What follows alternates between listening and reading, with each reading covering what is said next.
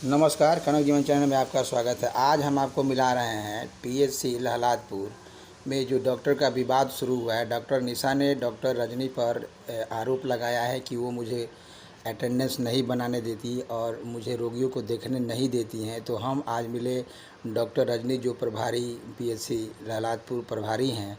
आखिर उनका क्या कहना है, इस बात में कितनी सच्चाई है, उस सच्चाई को जानते हैं हम प्रभारी डॉक्टर रजनी से कि आखिर जो डॉक्टर निशा आरोप लगा रही है उसमें कुछ हकीकत है, सच्चाई है या बिल्कुल बेबुनियाद है। तो आइए चलिए जानते हैं हम डॉक्टर रजनी से कि डॉक्टर निशा ने जो आरोप लगाया सही है या गलत। नहीं, ऐसे मैंने कोई कार्रवाई नहीं की है। डॉक्टर निशा कुमारी पिछले साल अक्टूबर 20 या 25 अक्टूबर को एक दिन ओपीडी में आई थी। वैसे भी उसके पहले भी वो अनियमित रूप से ही जब मनमानी ढंग से आती थी, जिसके बारे में कई बार सीएस ऑफिस में लिखा जा चुका था। तो पिछले साल अक्टूबर में 20 या 25 अक्टूबर को लास्ट ओपीडी के लिए एक दिन आई थी, 1 घंटा रुक कर वो चली गई थी। उसके बाद से बिना किसी अवकाश आवेदन के वो लगातार अनुपस्थित थी, जिसकी सूचना मैंने कई बार लिखित रूप से सीएस कार्यालय को दी है। और वहाँ पता चला कि वहाँ भी कोई भी किसी प्रकार का कोई भी आवेदन नहीं है, जबकि हमने कई बार मेल भी चेक करवाया या किसी भी तरह से व्हाट्सएप वगैरह पे भी डाला हुआ, कोई भी किसी प्रकार का आवेदन नहीं था। तो अचानक वो पिछले 8-9 महीने से लगातार गायब थी और उसके बाद अचानक ये 8 तारीख को आई हैं। 8 मई को अचानक वो एक दिन आई हैं 12-1 बजे के आसपास में। वो आकर ओपीडी पुर्जा निकलवाई हैं और कुछ पेशेंट देखकर वो चली गई हैं। वो बोलेगा 8 से 22 तक मैंने रोगी देखा है। 8 से 22 तक नहीं, 8 तारीख को आई है, 1 घंटे के लिए आई है। उसमें कुछ ओपीडी पुर्जा निकलवाई है। वो जो करे वो मैं बता रहा हूँ कि 8 से 22 तक काम करने दिया गया है। फिर मैंने और इस बात 23 से नहीं काम करने दिया। तो उस समय मैं व्यस्त थी, थोड़े नवनिर्मित भवन का ये उद्घाटन समारोह था, तो मैंने उधर ज़्यादा ध्यान नहीं दिया कि ठीक है आई है।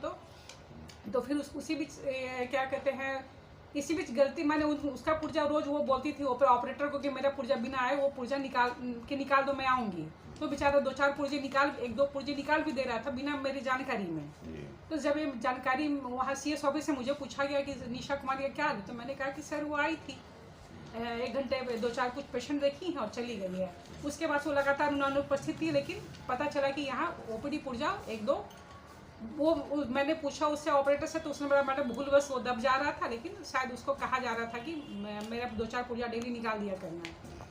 तो ऐसा करने से तो वहाँ सूचना मिली, मैंने सीएस साहब को इसकी सूचना दी कि सर ऐसे ऐसे हो रहा। तो सर ने शायद वहीं से उनका आईडी ये हो गया। और ये बात बिल्कुल गलत है कि वो 8 तारीख से लगातार आ रही है। नहीं, इसमें एक सबसे बड़ी समस्या है कि डायरेक्ट सिविल सर्जन को लगा रही है कि मुझसे पैसा मांगा जा रहा है कि इस प्रभार के लिए काम करने दीजिए। कोई भी किसी भी तरह का स्टेटमेंट देने के लिए तो फ्री है, कोई स्वतंत्र है। हाँ बिल्कुल स्वतंत्र। हम तो उसका मुंह नहीं दबा सकते हैं कि हाँ वो ऐसे बातें क्यों कह रही है। हाँ, कोई रिश्वत मांगे तो लिखित तो नहीं ना मांगेगा। हाँ, वो तो आपके कहने का मतलब है कि श्रवण कुमार को, कभी रजनी को, कभी मुझे, और जब मैंने पैसा नहीं दिया तो उन्होंने मुझे हटा करके डॉक्टर रजनी को बना दिया। खैर ये सब आरोप तो मेरी जानकारी में ये सब आरोप बेबुनियाद हैं। सीनियर मैं हूँ, ठीक है। बीच में उन्होंने ही मेरे ऊपर यहाँ के कुछ कर्मचारी के साथ मिलकर कुछ आरोप लगाकर मुझे कुछ दिन के लिए हटवाया था, 15 दिन के लिए, जबकि सचिवालय से ऑर्डर आ गया कि उनको हटाकर मुझे बनाया गया।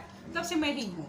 और वो रहा वो हाई कोर्ट का बात करती, तो हाई कोर्ट में भी उनके खिलाफ ही फैसला आया है। वे कह रहे हैं कि उनके पक्ष में फैसला है, इसके बाद भी आप लोग नहीं मानते। तो कैसे सरकार कैसे नहीं मानेगी? हाई कोर्ट का फैसला कोई मना कर सकता है क्या?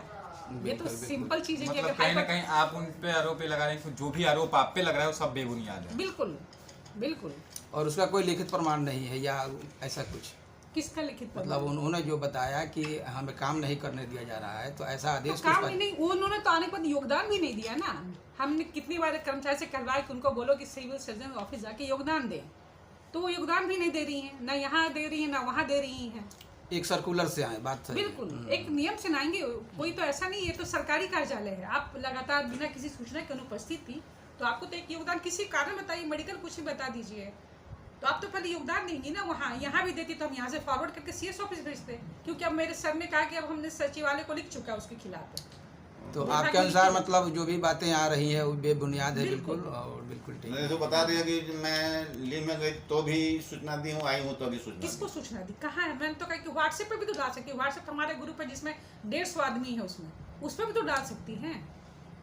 अगर मेल बोलेगी कि मेल नहीं किए हैं, चाहे कुछ नहीं किए हैं, तो ये उसके लगाए हुए सारे आरोप बेबुनियाद हैं और दूसरा आरोप लगा और रहे अभी हैं भी कि अनाधिकृत रूप से वो कार्यालय में आप लोग मैंने प्रेस विज्ञप्ति नहीं प्रेस वार्ता तो नहीं कर सकती है वो, ये भी तो वो गलत कर रही है। ये तो विभाग की बात है, विभाग में समझना चाहिए था। हाँ। बिल्कुल, बहुत बहुत धन्यवाद मैम, आपने इस पर आप अपनी लोगों बातों का को रखा। बहुत धन्यवाद। समय में एक और पर्चा निकलता है, लेकिन इलाज कोई दूसरा डॉक्टर नहीं करता तो है। ठीक है, मेरे पास आके दिखा रहे हैं। अभी उनका आईडी एक्चुअल में आयुष डॉक्टर है तो उनका आईडी नहीं बन पाया है, जी, तो वो पर्चा तो मैं तो देख ही रही हूँ, जो जो पेशेंट वो भेज देते रेफर कर देते मैं ही देख रही हूँ, जी। उसमें क्या है, उसमें कोई बात नहीं। उसमें कोई बात नहीं है। इस मामले की मैम आप कहीं ना कहीं विवाद हो रहा है दोनों लोगों में, तो इस मामले की जांच उच्च स्तरीय होनी चाहिए। आप चाहती हैं इस बात को? इसका समाधान के लिए आपने क्या इसका सोचा? समाधान निकालना समाधान जरूरी के लिए है। मैंने सर को बोला, सर को लेटर भी दे यहाँ से सीएस ऑफिस मैंने लिखा है कि ऐसी ऐसी बातें हैं, ठीक है, समाधान तो निकालना चाहेंगे तभी तो, वो तो योगदान के प्रॉपर चैनल के थ्रू आए ना। हम क्यों नहीं, हमारे पास डॉक्टर की कमी है, हम क्यों नहीं आप कहीं ना योगदान कहीं अगर वो नियम के तरीके से चलती है नियमावली से, तो आप लोग कहीं ना कहीं कोऑपरेट करेंगे उनको। बिल्कुल बिल्कुल, हमने आज भी बोला है, इनके सामने बोला कि उनको बोलो योगदान दे देंगे, काहे की जिद पर अटी है। वो सबसे अपने आप को ऊपर समझती है, सीएस है वो सब, हाई कोर्ट वगैरह सबसे अपने आप को ऊपर समझती है।